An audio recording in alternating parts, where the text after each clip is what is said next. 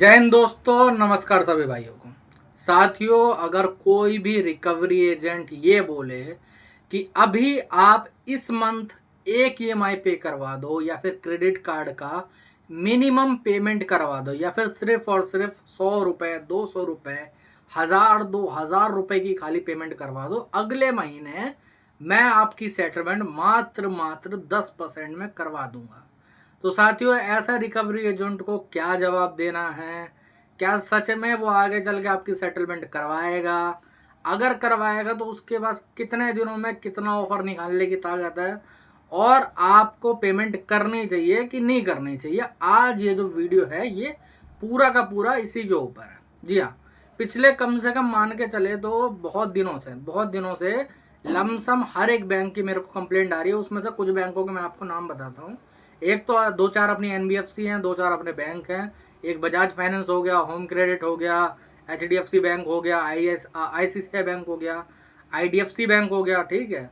और अपना क्या कहते हैं, एसबीआई वालों ने भी ऐसी हरकतें करना स्टार्ट कर दिया है। तो इनके रिकवरी एजेंट करते क्या है, ये जब भी आपको फ़ोन करेंगे ना, आपकी एक ईएमआई डिफ़ॉल्ट हो, दो डिफ़ॉल्ट हो, तीन डिफ़ॉल्ट हो या फिर राइट ऑफ ही क्यों ना हो गया हो, इनका एक ही राग रहता है। ये लोग एक ही चीज़ रटते रहते हैं कि भाई साहब कोई बात नहीं, मैं आपको सेटलमेंट का ऑफर बहुत बढ़िया दे दूंगा। कई बार क्या होता है, जिन भाई के घर में होम विजिट कोई करके गया होता है तो वो लोग क्या बोलते हैं कि देखो, मैं आपके घर पे आया था, मैं आपको कुछ बोला नहीं, मैंने आपसे कोई बदतमीजी नहीं करी, मैं आपसे प्यार से बात कर रहा हूँ। तो मैं एक चीज़ तो आपको क्लियर कट बता देना चाहता हूँ, जो लोग सोचते हैं ना कि ये रिकवरी वाला बहुत अच्छा है, ये मुझसे प्यार से बात करके गया था, तो मेरे भाई तुम लोग क्या चाहते हो कि तुम्हें कोई गाली दे के जाए या फिर तुम्हारे साथ कोई बदतमीजी करके जाए? मेरे भाई वो अधिकार नहीं है उनके पास। उनका बाप भी आएगा तो वो भी प्यार से ही बात करेगा तुम पे। और पहली बात तो प्यार से बात भी करना नहीं चाहिए, क्योंकि इनके पास डॉक्यूमेंट नहीं होता है पूरा, समझे? आप किसी राह चलते हुए भिखारी से बात करने लगते हो क्या अपने लोन के बारे में? नहीं ना। तो ऐसे ही कोई भी रिकवरी एजेंट उठ के आ जाता है जिसके पास पूरे डॉक्यूमेंट ही नहीं होते, ना होम ऑथराइजेशन लेटर होता है, ना अपना डीआरए का सर्टिफिकेट होता है, ना अपना आईडी कार्ड होता है, तुम ऐसे ही किसी से भी बात करने लगते हो। और कई बार फ़ोन आते हैं, फ़ोन पे क्या बोला जाता है कि भाई साहब मैं आपका ऑफ़र निकलवा के दूंगा, आप मेरा नंबर ले लो, ये कर लो, वो कर लो, फलाना ढिमकाना। यार, एक चीज़ कॉमन सेंस वाली बात मैं आप लोगों को बता देना चाहता हूँ। वीडियो बहुत स्ट्रेट फॉरवर्ड रख रहा हूँ, 3 सवालों के जवाब 3 ही आंसर्स के अंदर देके ख़त्म करूँगा। अगर तुम अपने कार्ड की या फिर अपने लोन की पेमेंट ही कर दोगे तो बैंक सेटलमेंट क्यों करेगा? बैंक घंटा सेटलमेंट करेगा तुम्हारे लोन पे, ये बताओ। अगर मान के चलो तुमने मुझसे कोई पैसा ले रखा है, ठीक है, मैं आम आदमियों के बीच की बातें बता देता हूँ, मैं जो तुम्हारे और बीच मेरे बीच का कनेक्शन है ना, वही बताता हूँ। मान दो तुमने मेरे से कोई पैसा ले रखा है, 10,000 रुपये ले रखे हैं। अब मैं तुम्हें उन पे से बोलता हूँ कि भाई साहब एक काम करो, मेरी पेमेंट करवा दो। अगर तुम पैसे नहीं दोगे तो मैं एक टाइम के बाद भूल ही जाऊंगा, या फिर बोलूंगा कि भाई साहब एक काम कर, तू पूरा पैसा मत दे, तू 5,000 रुपये दे और तेरा कर्ज खत्म, है ना, यही बोलूंगा। और लोन के अंदर भी यही होता है कि भाई साहब 10% में या फिर 20% में सेटलमेंट होती है, लेकिन उसका एक टाइम पीरियड होता है, उसमें कम से कम आपको राइट ऑफ तक का वेट करना पड़ेगा। आपका लोन पहले एनपीए होना चाहिए, उसके बाद राइट ऑफ होना चाहिए, उसके बाद जाके आपके लोन पे आराम से 10 से 20% के ऑफर निकलते हैं। लेकिन ये जो जीबी रोड के दलाल 10वीं फेल भाड़ू रिकवरी एजेंट है, ठीक है, ये आप लोगों को लालच क्या देते हैं? मैं वही फिर कहता हूँ, लालच बुरी बला है। जितना आप घोड़े पे सवार रहोगे उतना जल्दी घोड़े से गिरोगे भी, समझे? जो जो नए नए डिफ़ॉल्टर है, जिनको भी नए डिफ़ॉल्टर होता है वैसे तो हर कोई, जो भी मेरा भाई परेशानी से अभी डिफ़ॉल्ट कर चुका है, जिसको भी दिक्कत हुई थी उसका डिफ़ॉल्ट हो चुका है लोन या फिर कार्ड वगैरह, और वो ये माइंड में डाल के बैठा हुआ है ना कि मेरे को जितना जल्दी हो सके सेटलमेंट करनी है, तो ये चीज़ माइंड से निकाल के फेंक दो। मैं बता रहा हूँ क्यों। क्योंकि एक अच्छा ऑफर के लिए हमेशा आपको वेट करना पड़ेगा। राइट ऑफ तक तो मिनिमम है, राइट ऑफ के नीचे अगर आप सोचते हो कि बहुत छोटे एक दो बैंक है, जैसे आईडीएफसी फर्स्ट बैंक है, वो राइट ऑफ से पहले पहले भी दे देता है आपको 10% का ऑफर, ठीक है, लेकिन उसमें भी आपको 10 जगह चेक करवाना पड़ेगा अपना कार्ड वगैरह और बाकी सारी चीज़ें। सॉरी। तो होगा क्या? अब वही बात है, अब ये बजाज वाले का केस बताता हूँ। एक मेरे क्लाइंट को कम से कम 10 दिनों से फ़ोन करे जा रहा है, ठीक है, 10 दिनों से फ़ोन करके एक ही चीज़ राग लापे जा रहा है कि भाई साहब एक काम करो, आप इस महीने की पेमेंट करवा दो, अगले महीने छोड़ के अगले महीने में कोई पेमेंट वगैरह आप पे नहीं मांगूंगा, और अगले महीने छोड़ के उससे अगले महीने में आपकी सेटलमेंट करवा दूंगा मात्र 15% पे। अभी डिफ़ॉल्ट कौन सा महीने का चल रहा होगा, सोच के देखो, पहले महीने का। अभी डिफ़ॉल्ट को 15 दिन नहीं हुआ, वो जो क्लाइंट है वो पहले से जुड़ गया था डिफ़ॉल्ट से हमसे, कि उसे पता है कि प्रायर नोटिस और बाकी सारी चीज़ें भेजनी है, तो हमसे पहले से ही जुड़ गया था, ठीक है। अब जब मैंने उससे बात करी, मैंने बोला कि चल मेरी बात करवाते हैं, मैं बन जाता हूँ क्लाइंट। मैंने बोला कि भाई साहब तुम सेटलमेंट की बात तो कर रहे हो, मैं अगर तुम्हें पेमेंट ही दे दूंगा तो मेरा लोन अकाउंट तो एनपीए जाएगा ही नहीं, अगले महीने एजेंसी चेंज हो जाएगी, किसी और एजेंसी को दे दिया जाएगा केस, तो उसके बाद अगर मैं तुम्हें कांटेक्ट करूंगा तुम तो फ़ोन भी नहीं उठाओगे। तो कह रहा नहीं नहीं ऐसा नहीं होता, एजेंसी कैसे हट जाएगी, हमारे पास तो 6 महीने के लिए केस रहता है, हमारे पास तो 3 महीने के लिए केस रहता है। किसी भी एजेंसी के पास 1 महीने से ऊपर केस नहीं रहता अगर वो पेमेंट नहीं करवा पाता तो। अभी तुम लोग बोलोगे कि हमने पेमेंट करवा दिया तो अगले महीने तो इसी के पास केस रहेगा। हाँ रहेगा, तो ये अगले महीने फ़ोन भी नहीं करेगा इसको, क्लाइंट को, हो सकता है। ये फिर अगले महीने बोलेगा कि आप पेमेंट करवा दो, इसके अगले में करवा दूंगा सेटल। अगर क्लाइंट पेमेंट नहीं करवाता तो मेरे भाई कोई बात नहीं, इसके अगले दूसरी एजेंसी के पास चला जाएगा, फिर वो डंडा करेगा कि भाई पेमेंट करवा। इसीलिए सबसे बढ़िया ऑप्शन है, आप पहले महीने से पेमेंट करना बंद कर चुके हो, पेमेंट 1 रुपए की भी नहीं करनी। कईयों बार ये जो भड़वे दलाल हैं ये लोग खुद से पेमेंट कर देते हैं, फंडिंग कर देते हैं। मेरे क्लाइंट की, आप लोग बात नहीं मानोगे, 90,000 रुपये की फंडिंग करी है। उसकी ईएमआई जाती थी 30,000 रुपये, ठीक है।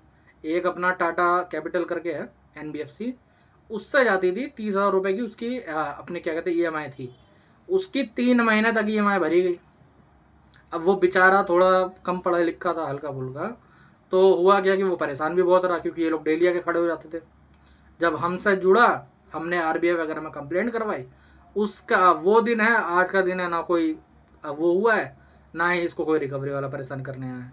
6 महीने से ऊपर हो चुका है, सेटलमेंट के पैसे इसके पास है नहीं, तो सेटलमेंट भी नहीं कर रहा, छोड़ रखा है। कोई दिक्कत वाली बात नहीं, जब होंगे तब करेंगे, जब एक अच्छा ऑफर आएगा तब करेंगे। तो आप लोगों को भी ऐसे ही जीना है, आपको वेट नहीं करना है, आपको घोड़े पे सवार नहीं रहना। देखो, अगर लोन डिफ़ॉल्ट हो गया, कोई परेशानी होगी, कोई दिक्कत होगी, कई भाई लोग क्या सोचते हैं कि मेरे भाई मान लेते हैं ये लोग 50% पे भी करेंगे तो मैं 50 पे कर दूंगा, 50 पे किसी और से उधार लेके फिर पैसे इनसे करवा दूंगा सेटलमेंट। तो मेरे भाई ये किसी भी तरीके से फंडामेंटली राइट नहीं है। मैं बताता हूँ क्यों। क्योंकि मान लो आपका लोन है 2 लाख रुपए का, ठीक है, एक लोन, छोटा लोन, और 2-4 लोन और हैं जो 5-5 लाख के या 6-6 लाख रुपए के, ठीक है। अब आप सोचते हो कि जो 2 लाख रुपए वाला लोन है वो मैं 1 लाख रुपए में ख़त्म कर देता हूँ। आपने किसी से कर्जा ले लिया, फिर किसी से पैसा उधार ले लिया, या फिर कुछ पैसे आपके बचे हुए थे। अब आप अगर 50% में सेटलमेंट करते हो उसकी, तो जो बाकी बैंक होंगे, जो बाकी लोन होंगे, वो बताऊँ क्या करेंगे। उनके पास एक स्ट्रॉन्ग एविडेंस हो गया है आपके ऊपर फॉर्जरी का केस करने का। जो अपना 316 318 है ना, 420, उसका वो लोग केस फाइल कर सकते हैं किसी भी दूर सिटी में। कलकत्ता में करते हैं वैसे, तो उससे भी दूर कर सकते हैं। ऐसा क्यों करते हैं? क्योंकि वो लोग सीधे कह सकते हैं कि भाई मेरी ईएमआई 20,000 रुपये, इस पे मेरे 20,000 रुपये नहीं दिए गए, लेकिन इसने लाख रुपए की पेमेंट दूसरे लोन पे कर दी। अब वहां पर आप ऑब्जेक्शन भी नहीं लगा पाओगे, वहां पर सीधे कहना होगा कि भाई साहब अगर आपके पास लाख रुपए थे, आप सेटलमेंट ना करते, आप इनकी पेमेंट करवा देते सबकी थोड़ी थोड़ी। तो इसीलिए हमेशा जब सेटलमेंट करी जाती है तो सबसे बड़े जो लोन अकाउंट होते हैं ना, उनको पहले करा जाता है, क्योंकि छोटे लोन वाले केस नहीं करते ज़्यादातर, समझे। जिनका भी 5 लाख से ऊपर है वो लोग अपने चांसेस के लिए बैठे होते हैं कि भाई जैसे ही चांस मिलेगा वैसे ही बंदे पे कूद पड़ेंगे। तो मोरल ऑफ द स्टोरी क्या निकल के आता है कि कोई भी भड़वा दलाल, जीबी रोड का दलाल, ठीक है, जिसकी माँ इधर उधर भटक रही थी रिकवरी एजेंट की, अगर वो आप पे कहता है कि भाई साहब आप एक ईएमआई पे करवा दो, मैं आपकी 10% पे या फिर 20% में सेटलमेंट करवा दूंगा, तो मेरे भाई आपको सीधे जो गंदी गाली आती होगी आप वो गंदी गाली दे सकते हो, या उसे सीधे कह सकते हो कि भाई मेरे पास वो पैसे भी नहीं है, ख़त्म कहानी, तो फ़ोन काट, तू निकल, बस ख़त्म। यहाँ पर बात ख़त्म, और कुछ नहीं बोलना उससे ज़्यादा, समझे। ज़्यादा कुछ बोल के अपना मूड ख़राब करके फ़ायदा नहीं है। बहस करना, एक रिकवरी एजेंट से बहस करना मतलब एक सुअर से कीचड़ में लौटना, लड़ना जो कहते हैं। वो साला खुद तो गंदा हो ही रहा होगा, उसको तो मज़ा आ रहा है, तुम अपने और गंदे हो रहे हो, समझे। और उसको गंदे होने में मज़ा आ रहा है, तुम तो भाई परेशान हो गए कि यार मेरे साथ मेरे साथ तो ये प्रॉब्लम चल रही है। उसको मज़ा आ रहा है, उसको आदत है गाली खाने की और गाली देने की भी। हाँ, लेकिन एक चीज़ मैं फिर कहूँगा कि अगर कोई भी कॉल्स पे या फिर कैसे भी आपको गाली गलौज करता है, एक गाली आ रही है 10 देना स्टार्ट कर दो। जिस दिन देना स्टार्ट कर दोगे सारी प्रॉब्लम माइंड से निकल जाएगी, ख़त्म हो जाएगी, बिल्कुल कोई परेशानी नहीं रहेगी, समझे। आप लोग ईएमआई अगर डिफ़ॉल्ट करते हो तो पूरा डिफ़ॉल्ट करो, अगर भर रहे हो तो पूरा भरो। ये एक ईएमआई बीच में भरना या 2 ईएमआई बीच में भरना, ये जो प्रॉब्लम है ये तुम्हें आगे चल के बहुत ज़्यादा दिक्कत देगी, सीधी बात है। और किसी भी रिकवरी एजेंट के बहकावे में बताया, बहुत ज़्यादा फेक सेटलमेंट हो रही है। बहुत सारे लोग, कम से कम मान के चले तो लाखों लोग इनके जाल में फंस चुके हैं। आप लोग ना फंसे, बिल्कुल ही राइट ऑफ के बाद ही हमेशा आपको डील मिलेगी 10 से 20% की। उससे पहले अगर आप सोच के बैठे हो तो भाई नहीं होने वाला 10 से 20% में।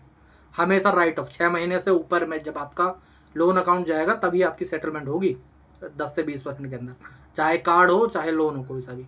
हाँ, एक दो कंपनी छोड़ के बाकी सारी कंपनी 99% कंपनी बोल रहा हूँ, वो हमेशा राइट ऑफ के बाद ही एक अच्छा ऑफर देती है। क्योंकि एजेंसीज के पास ये ऑफर नहीं आता उससे पहले, तो वो लोग कहाँ से दे देंगे, समझे।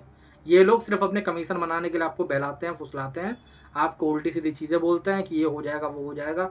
होना कुछ नहीं है, टेंशन फ्री रहो, कोई दिक्कत वाली बात नहीं है। अगर इसके बाद भी कोई प्रॉब्लम लगती है और कोई डाउट है, ऊपर मेरा नंबर आ रहा है, आप मुझे व्हाट्सअप पर मैसेज कर सकते हो, ठीक है। व्हाट्सअप के माध्यम से जुड़ सकते हो। अगर और कोई किसी चीज़ पर वीडियो चाहते हो तो कमेंट सेक्शन में लिख सकते हो, ठीक है। आज के वीडियो में इतना ही, चैनल को सब्सक्राइब कर लेना। जय हिंद।